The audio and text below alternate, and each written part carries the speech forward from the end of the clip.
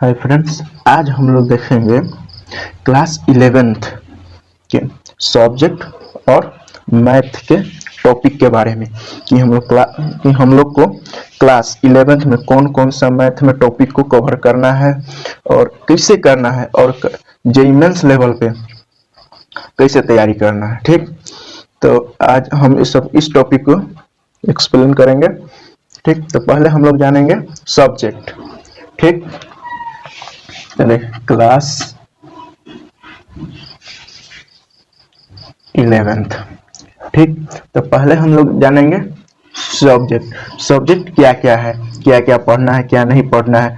हम लोग 10th में तो पढ़े हैं, इतिहास भूगोल सब पढ़ रहे थे। ठीक, लेकिन अब 11th में हम लोग को नहीं पढ़ना है। जिसको इतिहास भूगोल और शास्त्र रसायन सब पढ़ना है तो उसका अलग कैटेगरी है जिसे हम लोग आर्ट बोलते हैं। ठीक, और एक साइंस होता है जिसमें हम लोग को पढ़ना रहता है मैथ, फिजिक्स, केमिस्ट्री, इंग्लिश। ठीक, तो देखिए यहाँ पे हम लोग 10th में पढ़े थे फिजिक्स और केमिस्ट्री और बायोलॉजी तीनों मिक्स करके एक साथ में, लेकिन यहाँ पे हम लोग पढ़ना, हम लोग की क्लास 11th और 12th में पढ़ना, मतलब कि यहाँ से आगे अब जितना भी पढ़ेंगे वहां पर हर फिजिक्स अलग पढ़ेंगे, केमिस्ट्री अलग पढ़ेंगे, बायोलॉजी अलग हो गया। ठीक, और अगर आगे भी पढ़ेंगे जैसे पीएचडी भी करेंगे तो उस केमिस्ट्री का एक टॉपिक भी बढ़ जाता है। ठीक, कई भागों में बढ़ जाता है। तो यहाँ पे हम पहले देखेंगे सब्जेक्ट।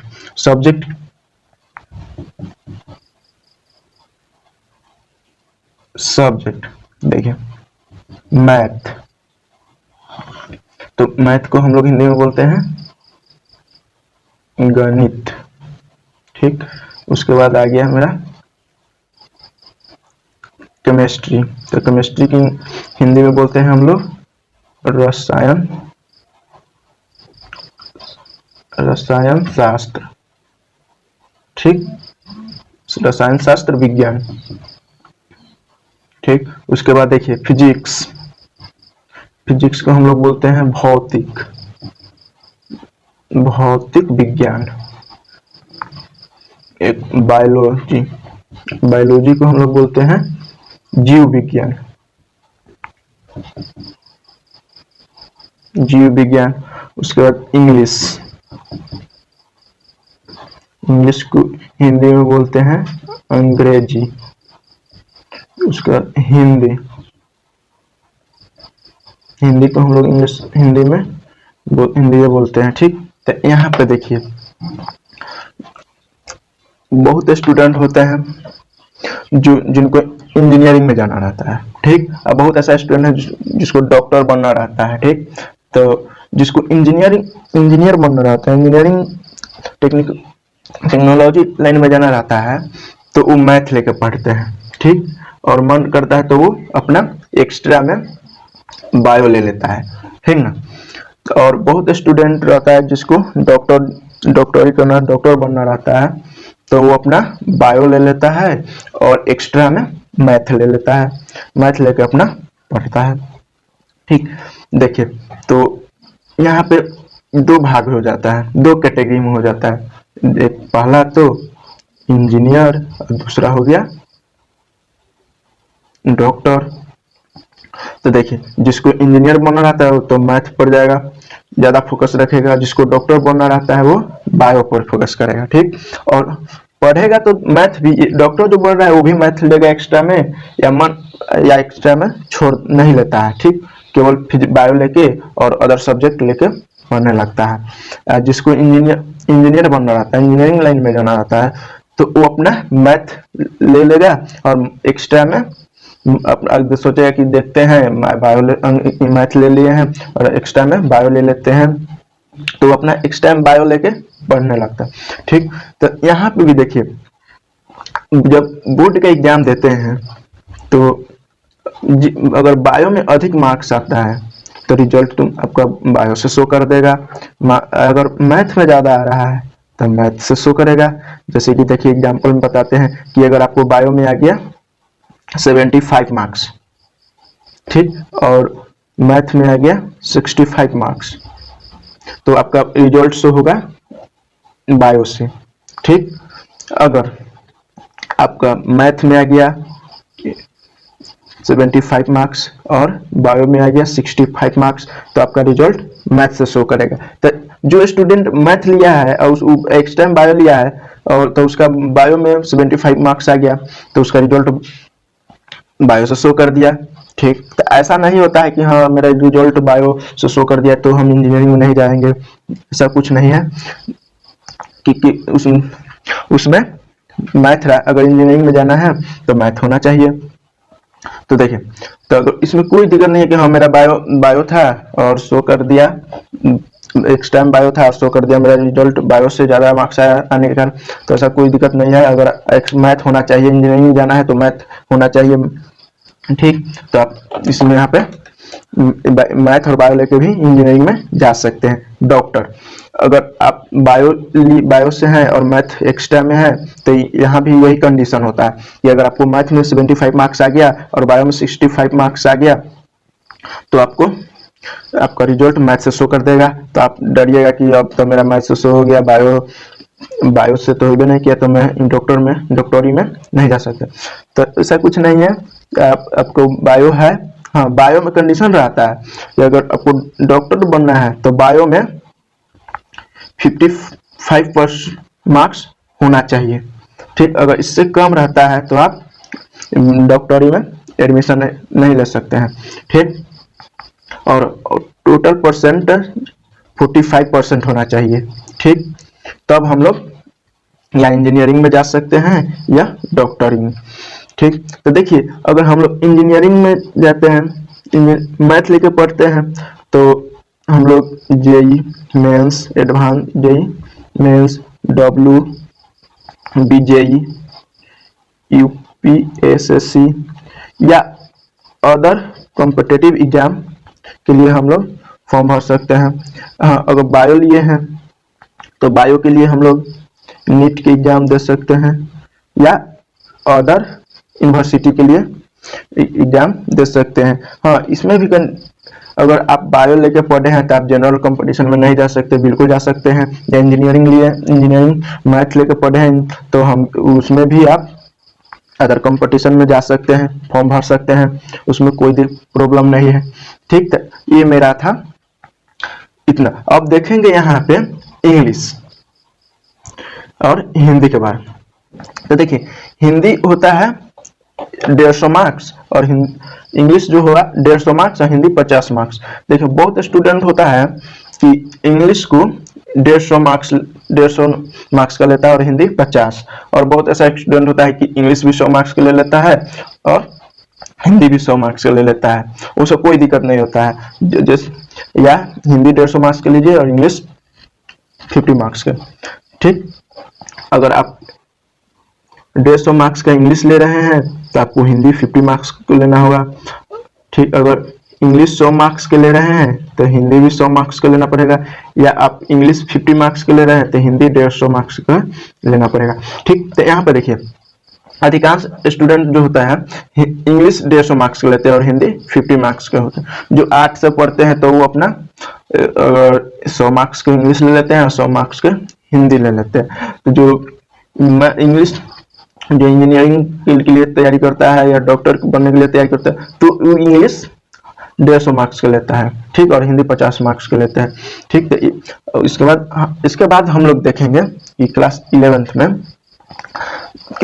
मैथ में कौन कौन सा टॉपिक कवर करना है और जेईई मेंस के लेवल पर कौन कौन सा जेईई मेंस के थ्रू जेईई मेंस में कौन कौन सा टॉपिक से पूछता है क्वेश्चन। ठीक, तो इसको हम लोग बढ़िया से देखते हैं। ठीक, तो देखिए मेरा फर्स्ट चैप्टर है समुच्चय। ठीक, देखिए मेरा फर्स्ट है समुच्चय। ठीक, देखिए तो हम लोग जानेंगे कि समुच्चय क्या है।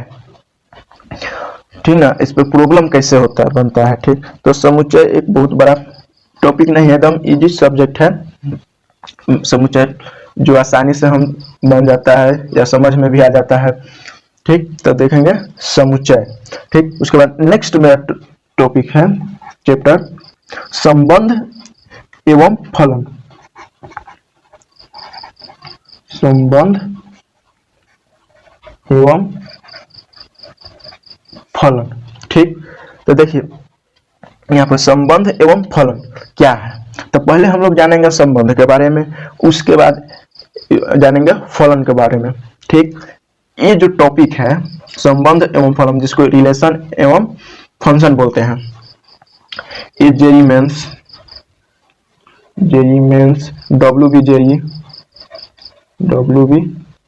WBJE या अदर कंपटीशन के लिए इससे क्वेश्चन एक जेई मेंस में तो एक क्वेश्चन 5 मार्क्स का तो कंफर्म आइए करता है। जेई में 5 मार्क्स कंफर्म रहता है कि एक संबंध एवं फलन से 1 मार्क्स का आता है। ठीक, इसको हम लोग बहुत बढ़िया से देखेंगे, विस्तार से देखेंगे। और हाँ, अब WBJE, जब आप WBJE के एग्जाम दीजिएगा तो इसमें भी संबंध एवं फलन से 2 मार्क्स 2 क्वेश्चन रहता है, जो 10 मार्क्स का होता है। ठीक ना,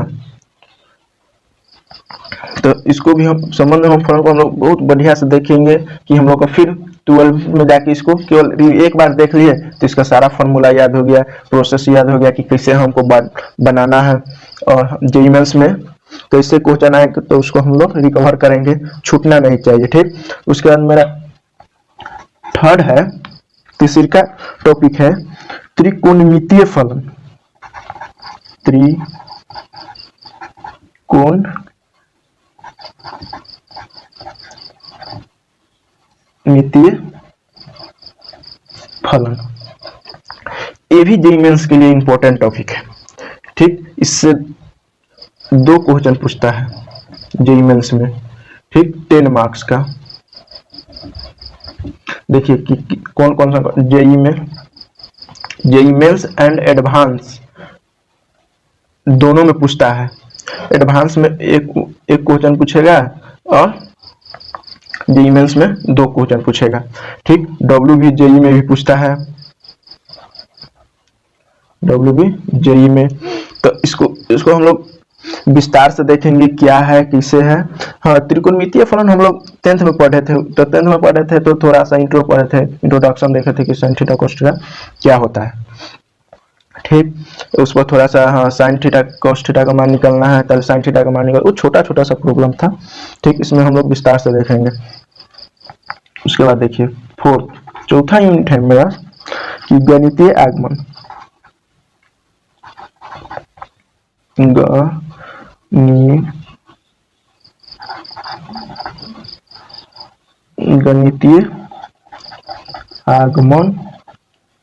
गणितीय आगमन का सिद्धांत। देखिए गणितीय आगमन का सिद्धांत ये भी जेईई मेंस से रिलेटेड है। ठीक, जेईई मेंस के एग्जाम दीजिए, WBJE के एग्जाम दीजिए, यूपीएससी के एग्जाम दीजिए, उत्तर प्रदेश यूनिवर्सिटी के लिए, जिसके यूनिवर्सिटी के नाम हुआ यूपीएससी के यूपीएससी, इसके यूनिवर्सिटी का नाम है AKUT, जो उत्तर प्रदेश का होता है, यूपी। तो इसका भी एग्जाम दीजिएगा तो इससे क्वेश्चन रिलेटेड पूछता है। ठीक, तो ये भी ज्यादा हार्ड एकदम इजी सब टॉपिक है, आराम से समझ में आता है। उसके बाद देखिए 5 नंबर है मेरा, क्या है, सम्मिश्र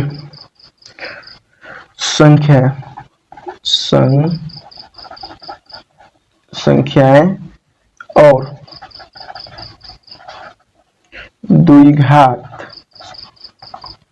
द्विघात समीकरण।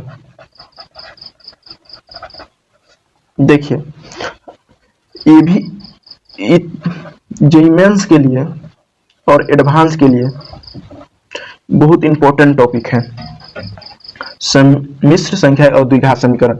ठीक, तो इसको भी हम लोग बहुत विस्तार से देखेंगे, बढ़िया से देखेंगे कि हम लोग जब जेईई मेंस की एग्जाम दे, एडवांस की एग्जाम दे तो छूटना नहीं चाहिए। ठीक, तो देखिए, तो हम लोग तो द्विघात समीकरण 9th में पढ़े थे।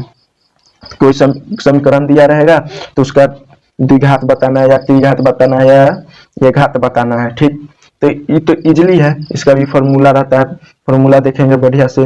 उसके बाद सम्मिश्र संख्या क्या है, इसका प्रूफ फॉर्मूला क्या होता है, कैसे सोल्व होता है, इसको हम लोग बढ़िया से विस्तार में पढ़ेंगे। ठीक, उसके बाद देखिए मेरा नेक्स्ट टॉपिक सब चैप्टर है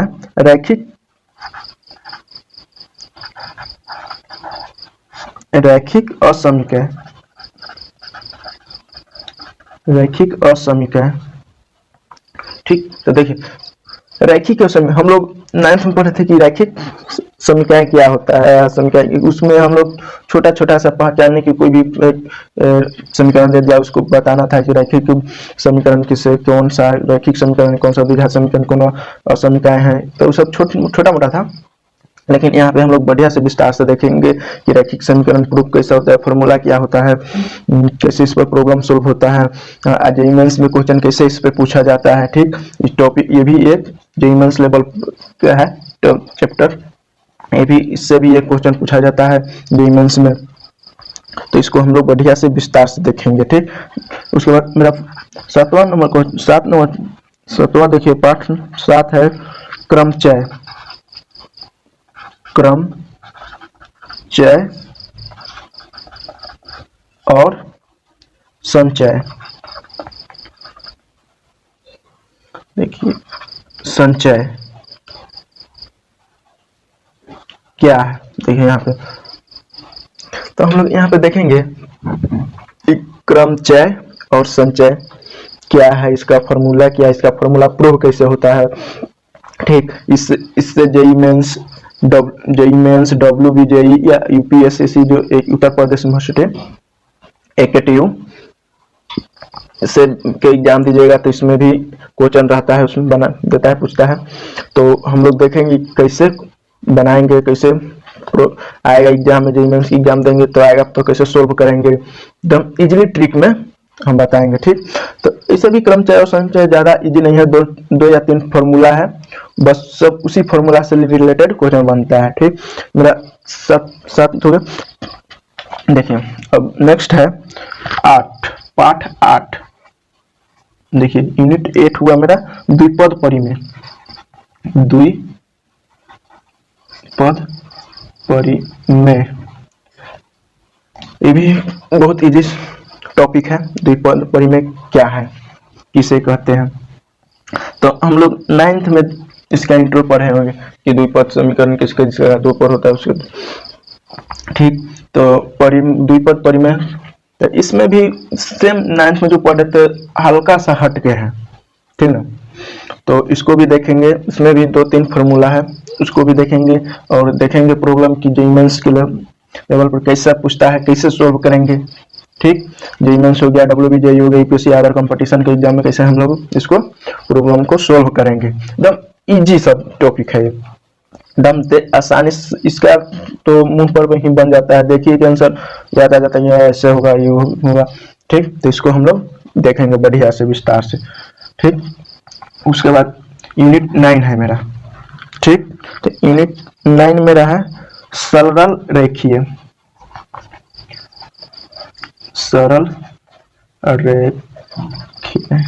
सरल रेखाएं, तो देखिए तो हम लोग पहले से जानते हैं कि सरल रेखाएं किसे कहते हैं, तो ये भी इससे भी इस WBJEE में एक क्वेश्चन पूछता है, ठीक। जेईई मेंस में तो उतना नहीं पूछता है, लेकिन WBJEE में या अदर कंपटीशन में एग्जाम दीजिएगा तो इससे पूछाता है, एक क्वेश्चन मन रहबे करता है, एकदम कंफर्म रहता है, पूछता है। तो इसको भी हम लोग देखेंगे बढ़िया से, और इसको पहले डिराइव के फॉर्मूला को प्रूव करेंगे कैसे आया क्या है, उसके बाद इस पर प्रॉब्लम देखेंगे कि कैसे बन रहा है, ठीक। उसके बाद मेरा यूनिट 10 है। यूनिट 10 है शंकु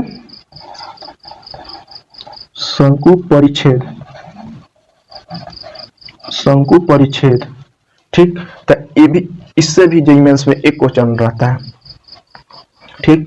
तो हम लोग देखेंगे कि शंकु परिच्छेद क्या है, फॉर्मूला इसका देखेंगे, फॉर्मूला को प्रूव करेंगे। उसके बाद इतना करने के बाद हम लोग इस पर प्रॉब्लम देखेंगे कि प्रॉब्लम कैसे सोल्व होगा। उसके बाद फिर हम लोग जेईई मेंस में जो पूछता है, जेईई मेंस एडवांस और WBJEE, तो हम लोग इस 3 पूछता है, इसका प्रॉब्लम देखेंगे कि कैसे बनेगा। एकदम ये भी ज्यादा हार्ड नहीं है, इसमें भी बहुत, इस सब्जेक्ट टॉपिक बहुत इजी है। ठीक, थोड़ा सा देखेंगे पूरा बढ़िया से, एक भी क्वेश्चन नहीं छूटेगा इस पे। ठीक, इससे भी एक 1 क्वेश्चन पूछता है जो 5 मार्क्स का होता है डी मेंस में। ठीक, उसके बाद आता है मेरा 11 यूनिट 11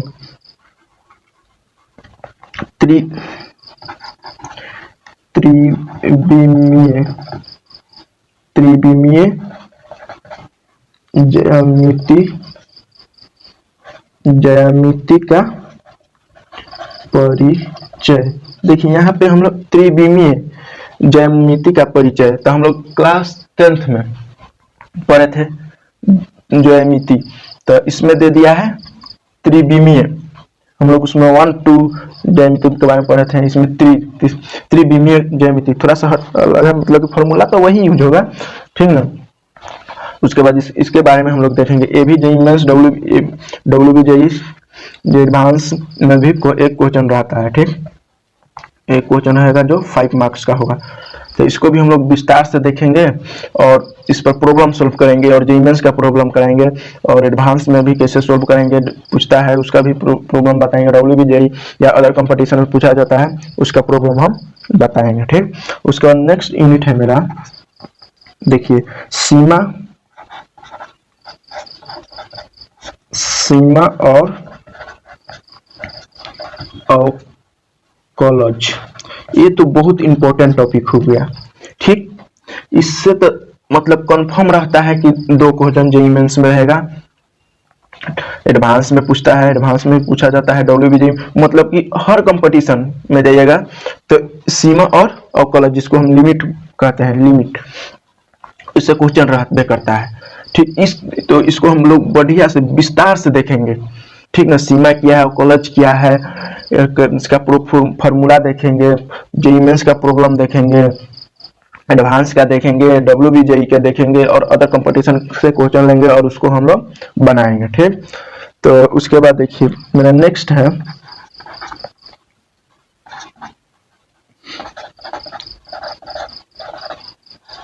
गणितीय विवेचन। तो देखिए मेरा नेक्स्ट गणितीय विवेचन, तो ये भी इससे जेईई मेंस में एक क्वेश्चन रहता है या नहीं रहता है, छोड़ भी देता है, कभी पूछता है कभी नहीं पूछता है। डब्ल्यूबीजेई में एक क्वेश्चन रहता है, अगर डब्ल्यूबीजेई के एग्जाम देने जाइएगा तो उसमें एक ठो रहेगा, कंफर्म रहता है कि एक ठो रहता है, या अदर कंपटीशन के एग्जाम में जाइए, जैसे अदर यूनिवर्सिटी के एग्जाम दीजिएगा इंजीनियरिंग करने के लिए, तो फॉर्म बहुत ऐसा यूनिवर्सिटी होता है कि अपना वो अलग से एग्जाम कंडक्ट कराता है, बहुत ऐसा इंजीनियरिंग कॉलेज होता है कि जो अपना अलग से एग्जाम लेता है, तो उसके भी बारे में हम बताएंगे। ठीक, तो गणितीय, इसको भी हम लोग गणितीय विवेचन को हम लोग बढ़िया से देखेंगे और विस्तार से समझेंगे। ठीक, उसके बाद देखिए मेरा नेक्स्ट चैप्टर है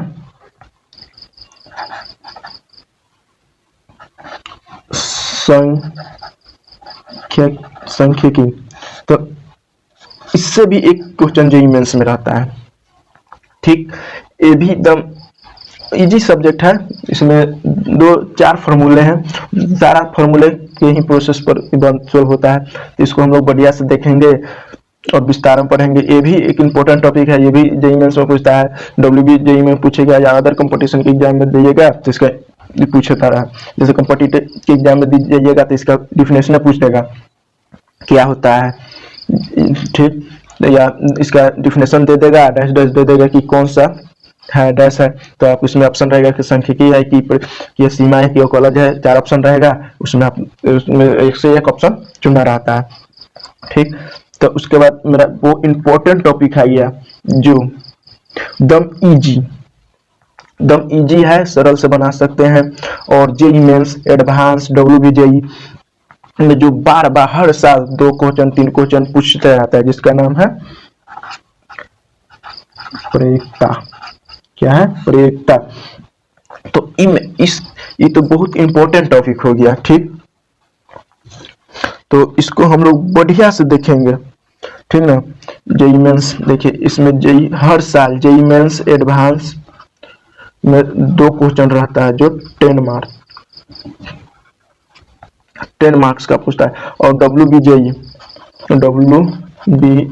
जेई या अदर कंपटीशन में जाइएगा तो इससे क्वेश्चन तो मतलब कि हम रहबे करेगा, ने का तो सवाल नहीं है इसमें, ठीक।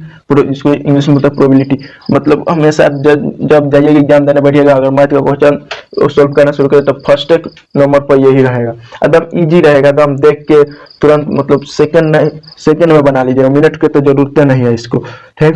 तो हमको क्लास 11th में हम लोग का टोटल 15 टॉपिक कवर करना है और बढ़िया से करेंगे, उसका प्रॉब्लम देखेंगे, ठीक ना। जिसमें जेई में 15 क्वेश्चन रहता है, 15 या 14 क्वेश्चन पूछता है हर साल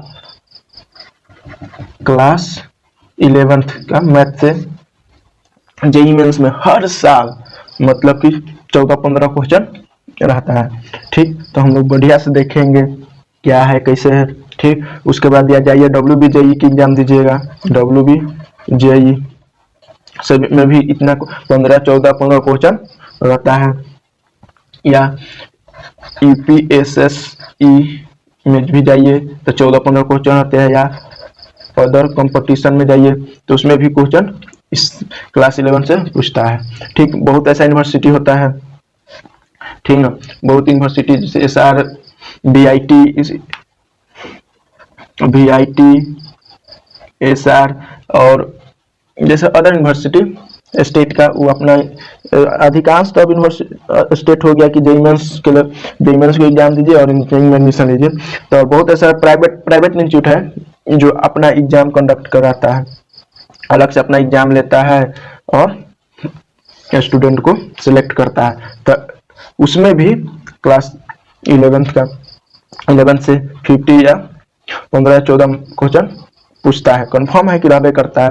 तो हम लोग देखेंगे कि क्या है, पहला टॉपिक हम लोग देखेंगे कि समुच्चय क्या है, फिर देखेंगे संबंध फलन क्या है, त्रिकोणमिति क्या है, फिर नेक्स्ट देखेंगे गणितीय आगमन के सिद्धांत, श्रेय संख्या देखेंगे, द्विघात के बारे में जानेंगे, मतलब पूरा देखेंगे, ठीक ना। तब फिर मिलते हैं नेक्स्ट वीडियो में। तो आज का क्लास इतना ही पर समाप्त करते हैं। अगर और नेक्स्ट वीडियो जो मेरा आएगा तो उसमें हम मेरा फर्स्ट यूनिट रहेगा समुच्चय। तो फर्स्ट टॉपिक रहेगा मेरा समुच्चय। तो समुच्चय क्या है, क्या कैसे है, इस पर हम लोग प्रॉब्लम करेंगे।